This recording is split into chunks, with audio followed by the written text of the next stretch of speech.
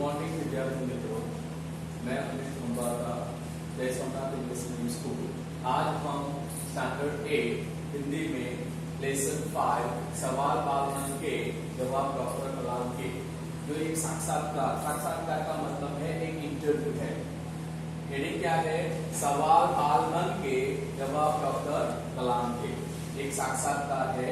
सबसे पहले हम डॉक्टर कलाम के बारे में थोड़ी सी जानकारी लेंगे। तो पहले हम डॉक्टर कलाम के बारे में जानकारी लेते हैं। डॉक्टर कलाम का जन्म 15 अक्टूबर 1931 धनुषकोडी गांव में रामेश्वर में आया। रामेश्वर तमिलनाडु में आया, धनुषकोडी गांव में हुआ था। वे भारत के 11वें राष्ट्रपति थे। 25 जुलाई 2002 से 25 जुलाई 2007 तक वे भारत के राष्ट्रपति के पद पर रहे। डॉक्टर कलाम को भारत रत्न से भी नवाजा गया है। वे एक साइंटिस्ट थे। वे उनको मिसाइल मैन के तौर पर, यानी मिसाइल मैन की उपाधि भी दी गई थी। उनको भारत रत्न से नवाजा गया, उनको पद्म विभूषण पद्म भूषण से भी नवाजा गया और बहुत सारे ऐसे अवार्डों से उनको नवाजा गया। वे हमारे राष्ट्रपति थे। जब वे राष्ट्रपति थे तब बच्चों ने एक इंटरव्यू उनके साथ किया था, बच्चों ने एक साक्षात्कार उनके साथ किया था। तो उसके कुछ अंश इस पाठ में है। तो डॉक्टर कलाम को बच्चों ने प्रश्न किए थे, सवाल पालन के जवाब डॉक्टर कलाम के, यानी बच्चों के प्रश्न डॉक्टर कलाम को पूछे थे और उसके प्रश्न, उस प्रश्नों के आंसर डॉक्टर कलाम ने यहाँ पे दिए हैं। तो बच्चों के साथ उनकी जो बातचीत हुई, बच्चों के साथ उनका जो इंटरव्यू हुआ, बच्चों के साथ उनका जो साक्षात्कार हुआ, इसके बारे में ये लेसन में बताया गया है। तो सबसे पहले हम इसके शब्दार्थ देखेंगे। जीवन, जीवित, मातृभाषा, माँ या परिवार की भाषा, वैश्विक, विश्व संबंधी, विरासत, धरोहर, वित्त, बाधा, दस्तकार, शिल्पकार, दरकार, जरूरत, खाका, ढांचा, बहुगुणक, बहुत अधिक, प्रचुर, पर्याप्त। तो ये है लेसन 5 सवाल पालन के जवाब डॉक्टर कलाम के, इसके शब्दार्थ मैंने आपको बताए। अब लेसन के बारे में थोड़ी सी जानकारी। प्रश्नोत्तरी शैली में यानी प्रश्न के द्वारा, यानी प्रश्नोत्तरी शैली में प्रस्तुत किया साक्षात्कार, यानी साक्षात्कार का मतलब मैंने आपको पहले बताया इंटरव्यू। तो प्रश्नोत्तरी शैली में यह साक्षात्कार डॉक्टर कलाम का पूरा नाम क्या था?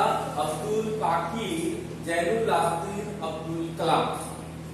ये डॉक्टर कलाम का पूरा नाम था। डॉक्टर कलाम का पूरा नाम क्या था? डॉक्टर अब्दुल पाकीर जैनुलाब्दीन अब्दुल कलाम। से बच्चों की बातचीत पर आधारित है।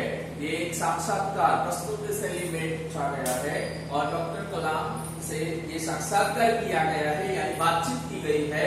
यह बातचीत तब संपन्न हुई जब डॉक्टर कलाम राष्ट्रपति पद पर आसीन थे। ये बातचीत कब हुई? बच्चों और डॉक्टर कलाम के बीच ये बातचीत कब हुई? जब डॉक्टर कलाम भारत के राष्ट्रपति पद पर आयुक्त थे, तब आसीन थे, तब ये बातचीत हुई। वे बच्चों की जिज्ञासाओं का तुरंत उत्तर देने के लिए सदैव तत्पर रहते हैं। छोटे बच्चे होते हैं या बच्चों के मन में कुछ न कुछ प्रश्न होता है और कुछ न कुछ प्रश्नों को बड़ों से पूछते रहते हैं। कोई नई चीजों के बारे में या उनकी समझ में नहीं आता, उनके बारे में पूछते रहते हैं। तो यहाँ पे भी बच्चों के जो जिज्ञासा थी, उस जिज्ञासा यानी जिज्ञासा रूप जो प्रश्न थे, वो प्रश्न उन्होंने डॉक्टर कलाम से पूछे। तो ये एक साक्षात्कार है सवाल पालन के जवाब डॉक्टर कलाम के। यहाँ पे कुछ प्रश्नोत्तरी दी गई है।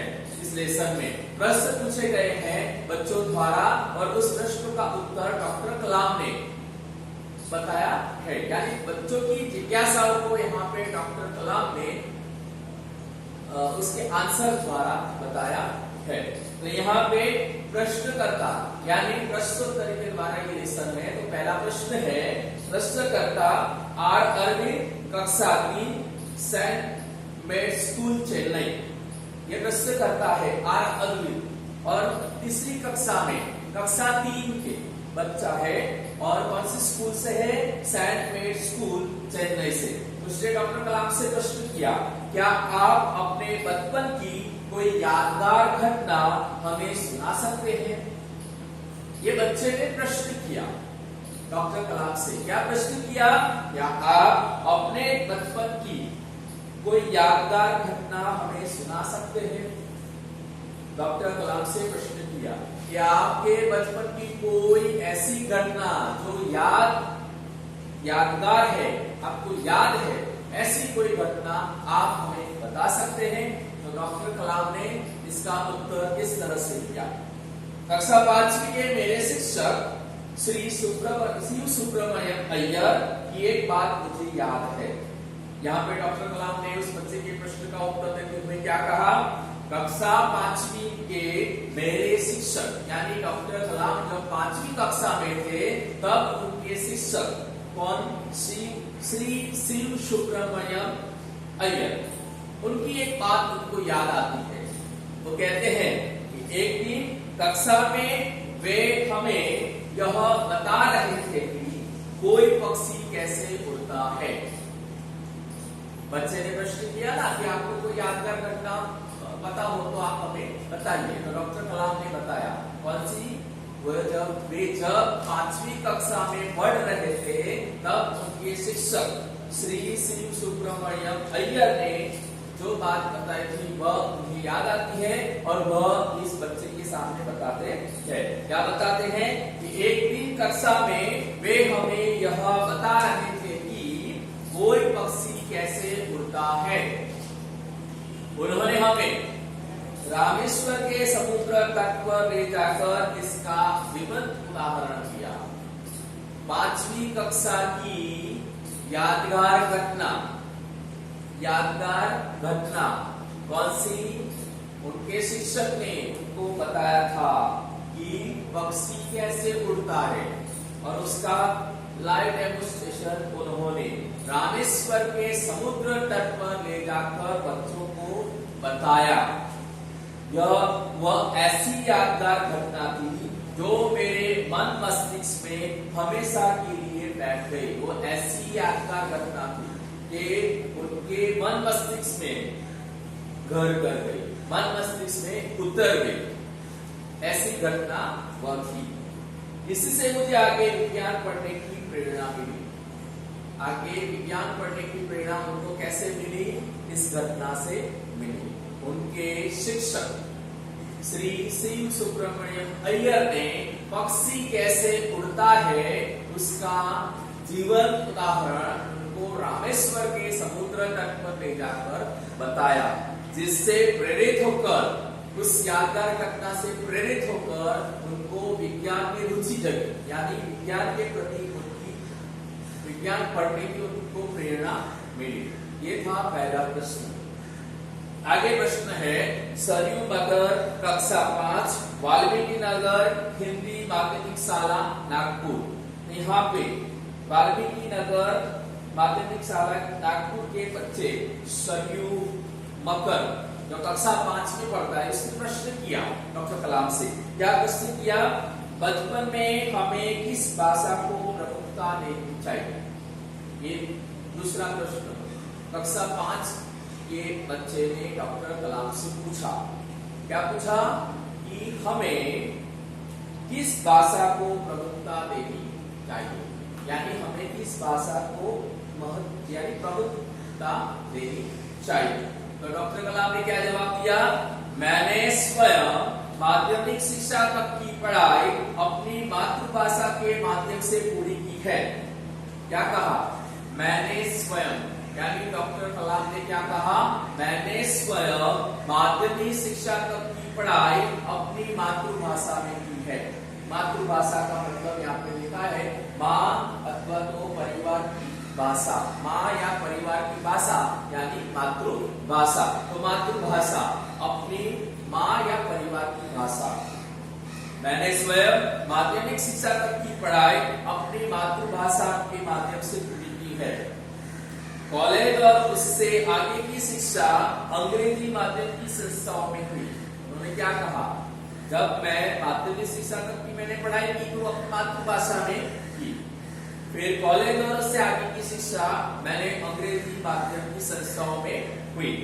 मेरा मानना है कि हम कॉलेज के भी माध्यम के रूप में मातृभाषा का चुनाव कर सकते हैं। उन्होंने क्या कहा, मैंने माध्यमिक शिक्षा तक की अभ्यास माध्यम के रूप में मातृभाषा में ही मैंने पढ़ाई की।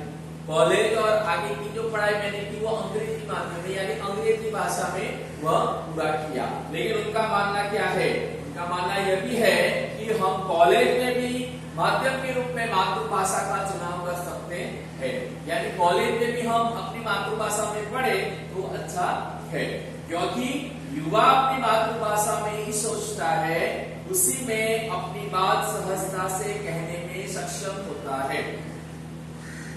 मातृभाषा बोलचाल की भाषा, हर रोज आप लोग जो भी भाषा बोलते हो, जो भी लैंग्वेज बोलते हो, उसमें आपको सरलता रहती है, आप लोग अच्छी तरह से उसको समझ सकते हो, जान सकते हो, सामने वाले व्यक्ति को समझा भी सकते हो अपनी मातृभाषा में, अपनी बोलचाल की भाषा में अच्छी तरह से विस्तार से आप समझा सकते हो। तो उन्होंने क्या कहा, क्योंकि युवा अपनी मातृभाषा में ही सोचता है, जो युवा वर्ग है वह अपनी मातृभाषा में ही सोचता है, उसी में अपनी बात सहजता से कहने में सक्षम होता है, उसी में वह अपनी बात आसानी से सहजता से कह सकता है।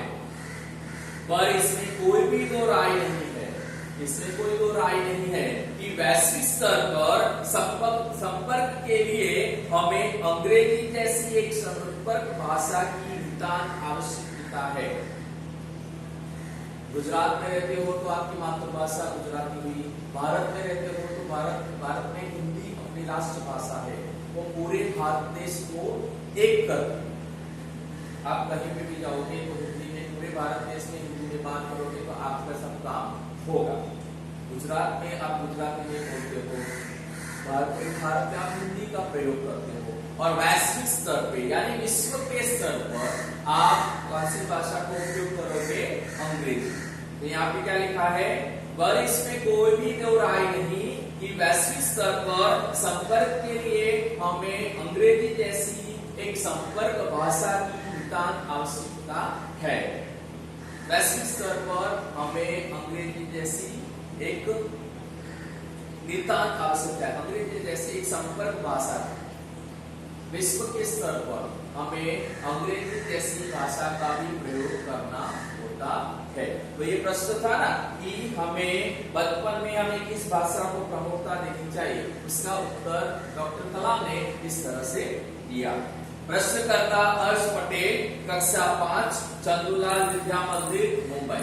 ये तीसरा प्रश्न है। इसे प्रश्न किया, यदि हम आपकी तरह बनना चाहे तो हमें क्या करना होगा। डॉक्टर कलाम से कहा कि हम आपकी तरह बनना चाहे तो हमें क्या करना होगा। हम सोचते हैं, हम किसी को देखते हैं और उनकी तरह बनने की हम इच्छा रखते हैं कि जैसे कि यहाँ पे इस बच्चे ने कहा कि डॉक्टर कलाम ने कहा कि हम आपकी तरह बनना चाहे तो हमें क्या करना होगा। इस तरह से हमारे मन में भी होता है कि मैं इनके जैसा बनूं, इनकी तरह बनूं, वो हमने सोचा होता है। लेकिन यहाँ पे एक बच्चे ने प्रश्न किया, यदि हम आपकी तरह बनना चाहे तो हमें क्या करना चाहिए। डॉक्टर कलाम से कहा, तो डॉक्टर कलाम ने क्या जवाब दिया, जब आप युवा अवस्था में कदम रखें तभी आपको जीवन में लक्ष्य निर्धारित कर लेना होगा। जब आप युवा अवस्था में कदम रखें, बचपन से आप युवा अवस्था में कदम रखें, तब आपको अपना लक्ष्य, क्या लिखा है, जब आप युवा अवस्था में कदम रखें तभी आपको जीवन में लक्ष्य निर्धारित कर लेना होगा। हमेशा कुछ बड़ा सोचो। युवा अवस्था में ही आपको निर्धारित कर लेना है अपना लक्ष्य, अपनी इच्छा कि हमको क्या करना है, हमारा लक्ष्य कौन सा है, वो हमको पहले से ही सोच कर रखना है, निर्धारित कर लेना है, सोच कर रखना है। हमेशा कुछ बड़ा सोचो। उन्होंने क्या कहा? कुछ भी सोचो, बड़ा सोचो। जैसे ही यह अनुभूति हो कि आप आखिर बनना क्या चाहते हैं, और जैसे ही आपको ऐसी अनुभूति हो कि आप आखिर में क्या बनना चाहते हैं, तभी से उस दिशा में प्रयास और श्रम प्रारंभ कर दो। तभी से उस दिशा में आप अपना प्रयास प्रारंभ कर दो। आपने लक्ष्य निर्धारित कर लिया, आपको क्या बनना है, किसकी तरह बनना है, वो लक्ष्य आपने निर्धारित किया, तो उस लक्ष्य को अपने काम में, यानी क्या लिखा है, तभी से उस दिशा में प्रयास और श्रम प्रारंभ करो। तो उस लक्ष्य के पीछे लग जाओ, श्रम करो, मेहनत करो, प्रयास करो कि उस लक्ष्य तक आप पहुंच सको, उस लक्ष्य तक आप पहुंच सको। कहने का अर्थ है कि जी तोड़ मेहनत करो, जी तोड़ मेहनत करने की बात है। ज्यों-ज्यों आप आगे की ओर बढ़ोगे, आपका सामना बाधाओं तथा कठिनाइयों से होगा। जी तोड़ मेहनत, पहले क्या कहा उन्होंने? लक्ष्य निर्धारित करो कि कौन सा लक्ष्य आपको, कौन सी उसमें जाना है, यानी आपको जीवन में लक्ष्य निर्धारित करना होगा। हमेशा बहुत बड़ा सोचो, कुछ बड़ा सोचो, और उसमें आप प्रयास और श्रम प्रारंभ करो, जी तोड़ मेहनत करो। ज्यों-ज्यों आप आगे की ओर बढ़ते जाओगे, यानी आगे की ओर बढ़ोगे, आपका सामना बाधाओं तथा कठिनाइयों से होगा। बहुत सारे लोग ऐसा सोचते हैं कि बिना मेहनत सब कुछ मिल जाएगा, लेकिन ऐसा होता नहीं है। कुछ भी पाने के लिए मेहनत करनी पड़ती है। आप लोग पढ़े, आप लोगों को हम कुछ पढ़ाए नहीं और आप लोगों को ऐसा बोले कि चलो ये लिखो, ये एग्जाम है आपकी, एग्जाम दे दो, तो आप लोगों की मार्क्स अच्छे आएंगे? नहीं आएंगे। आपको उसमें सफलता मिलेगी? नहीं मिलेगी।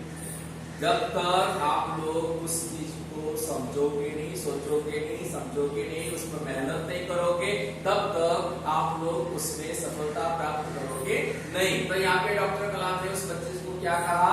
उस बच्चे ने जब डॉक्टर कलाम से कहा था कि आपकी तरह हमें बनना है, तो हमें क्या करना चाहिए, तो डॉक्टर कलाम ने क्या कहा? पहले आप अपना लक्ष्य निर्धारित करो, उस लक्ष्य पर प्रयास करो, उस लक्ष्य पर श्रम करो, मेहनत करो। बहुत सारी बाधाएं आएगी। आप लोग जब मेहनत करते हो तो बहुत सारी बाधाएं आती है, तकलीफ आती है, मुसीबत आती है, बहुत कुछ आता है। जैसे जैसे आप आगे बढ़ते जाओगे अपने लक्ष्य की तरफ, जैसे जैसे आप आगे बढ़ते जाओगे, आपको आपका सामना किससे होगा? बाधाओं और कठिनाइयों से होगा। आपको अपने अंदर दृढ़ साहस पैदा करना होगा। क्या कहा है? दृढ़ साहस, आपके अंदर हिम्मत होनी चाहिए। समस्याओं को पराजित करने में महारत हासिल करनी होगी। जो आपके लक्ष्य को प्राप्त करने में, आपके लक्ष्य को प्राप्त करने में जो बाधाएं हैं, जो मुश्किलें हैं, जो कठिनाइयां हैं, उनको आपको उस कठिनाइयों से निकलने के लिए आपने क्या होनी चाहिए? हिम्मत होनी चाहिए। आपको अपने अंदर दृढ़ साहस पैदा करना होगा। समस्याओं को पराजित करने में महारत हासिल करनी होगी। उन सभी समस्याओं को दूर करने के लिए आपको महारत हासिल करनी होगी, तभी जीवन में सफल हो पाओगे, तभी आप जीवन में सफल हो पाओगे। पहले यह जरूरी है कि आप निरंतर ज्ञान अर्जित करो। सफलता प्राप्त करनी है, डॉक्टर कलाम की तरह बनना है या किसी विशिष्ट व्यक्ति की तरह बनना है, तो अपने लक्ष्य को पहले निर्धारित करो। उस लक्ष्य के प्रति आप मेहनत करो, और मेहनत करने के बाद क्या लिखा है? बाधाएं आएंगी, तकलीफें आएंगी, मुसीबतें आएंगी, कठिनाई आएगी, उसको पराजित करने की महारत हासिल करनी हो, तभी जीवन में सफल हो पाओगे। पहले ये जरूरी है कि आप निरंतर ज्ञान अर्जित करो, निरंतर ज्ञान प्राप्त करने की बात करो। आजकल का समय इतना ऐसा है कि आप जो पढ़ते हो वो भी कम है। जितना आपके पास ज्ञान प्राप्त होगा, जितना आपके पास नॉलेज होगा, यानी बहुत सारी नॉलेज की जरूरत है। कंपटीशन का जमाना है, कंपटीशन, इतनी सारी कंपटीशन है। जितना आप नॉलेज रखते हो वो भी कम है। आज का समय ऐसा है, आपको चाहे उतना नॉलेज प्राप्त करना है, चाहे उतना ज्ञान प्राप्त करना है, तभी आप आगे बढ़ सकते हो या डटकर मुकाबला कर सकते हो। आगे प्रश्न पूछा है चिराग जैन ने, कक्षा 7, बॉम्बे, कैम्ब्रिज, अंधेरी, पश्चिम से मुंबई। वह कौन सी बड़ी चुनौती है जिसका सामना हमें आज करना पड़ रहा है? इसका प्रश्न है, वह कौन सी बड़ी चुनौती है जिसका सामना हमें आज करना पड़ रहा है? तो डॉक्टर कलाम ने उसका आंसर किया कि भारत को 2020 तक, 2020 तक एक विकसित राष्ट्र के रूप में परिवर्तित करना। कौन सी बड़ी समस्या, कौन सी बड़ी चुनौती है जिसको हमें आज, जिसका सामना हमें आज करना पड़ रहा है?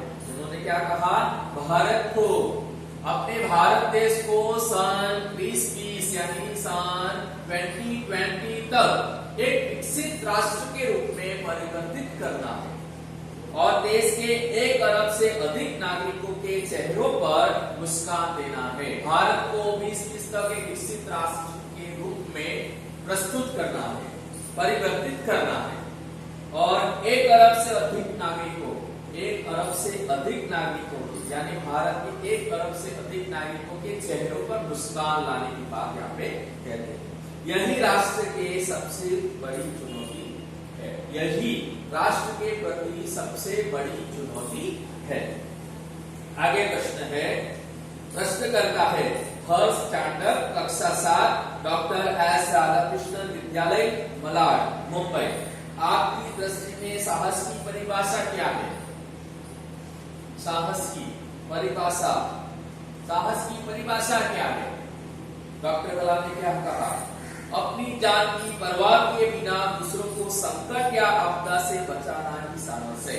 डॉक्टर कलाम को इस बच्चे ने हर्ष स्टैंडर्ड में प्रश्न किया कि आप क्या सोचते हो, साहस की आपकी परिभाषा, यानी साहस की व्याख्या क्या है आपके दिमाग में? आप क्या सोचते हो, साहस का मतलब क्या होता है?